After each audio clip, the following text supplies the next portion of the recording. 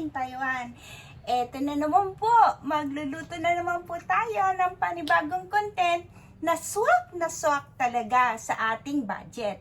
Okay po, ito po ay ang ginataang isda spicy. Okay po?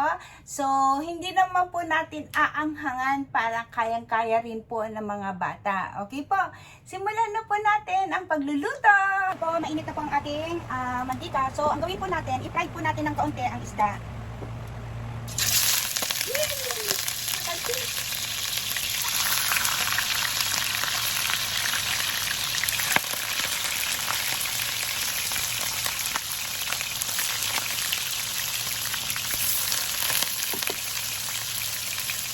Natin sa mga hindi tumalsik sa mga gilid-gilid. Wait po natin. Ito po, medyo okay na siya. Actually, hindi naman natin pipitunin na hanggang sa malito.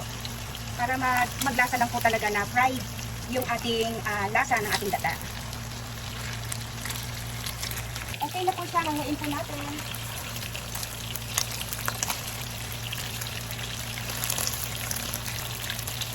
Nagurog na po.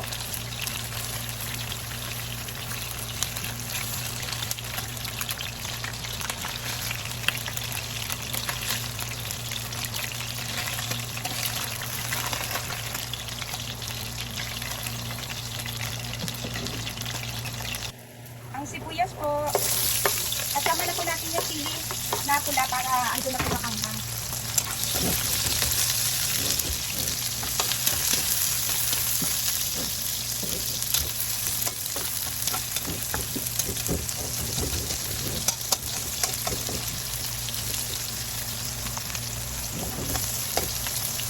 Okay na po, amoy na po yung kanyang aroma. So, ilagay na po natin ulit ang ating isda.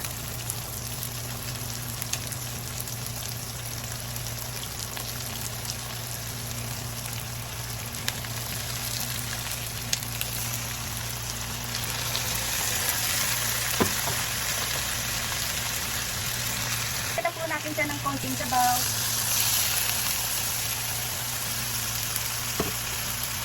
Then, isunod na po natin yung patis at saka po yung talong.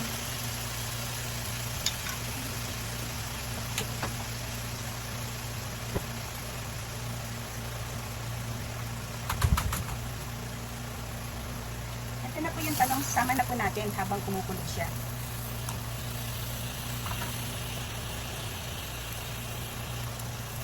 Okay po, pakulaan po natin. Tingnan na po natin. Yan, nakulo na siya.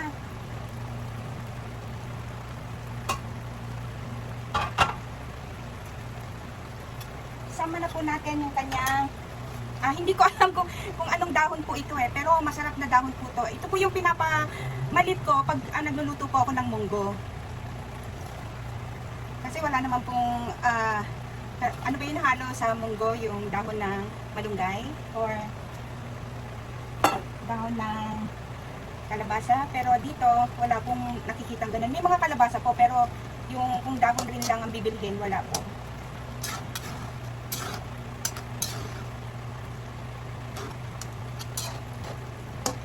Tikman na po natin siya kung kailangan mag-adjust.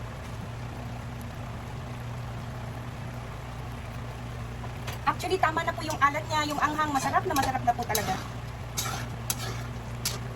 Kaya lang mahirap palutuin natin kasi dahan-dahan po kasi sa pagbabaligtad ng mga sangkap. Dahil maduduro po talaga ang isda.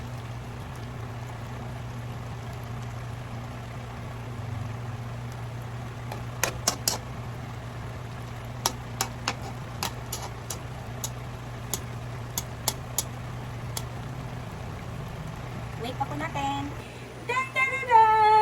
Tapos na po tayo. Okay, luto na po ito. Yung talong at saka yung kanyang dahon, luto na po siya. Siguro po dahon ng sayote to. Hindi ko po alam eh.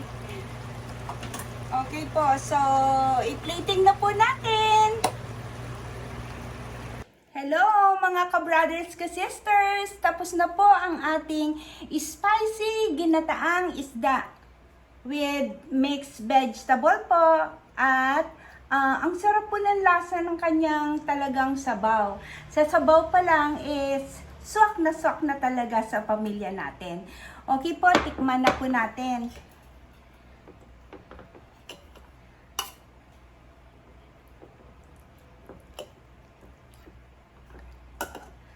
Ang kanya po talagang sabaw, napakalapot.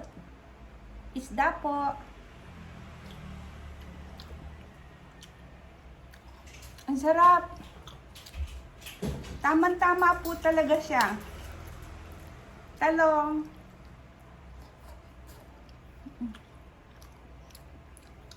Ang sarap po.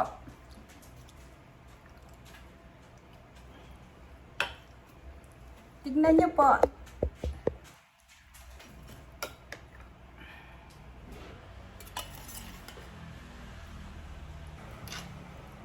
Ang sarap. Ano pang hinihintay niyo mga ka-brothers, ka-sisters, mga kasamot-sari Pinay in Taiwan? Magluto na rin po kayo. Okay, ang sarap-sarap po talaga once na talagang may gata. Makakalimutan niyo po na tayo ay nagda-diet pala. Mapaparami na naman po ang aking kain, ang ating kanin. Okay po, di bale? Basta po mag-exercise lang po tayo, okay? So, hanggang sa muli, hanggang sa susunod na content, mga ka-brothers, ka-sisters, kasamut-sari, Pinay in Taiwan, sana po nagustuhan nyo ang aking content. Mag-likes po kayo at mag-subscribe sa mga hindi pa po nakakapag-subscribe. Sa mga nakapag-subscribe na po, maraming salamat po. And God bless us all.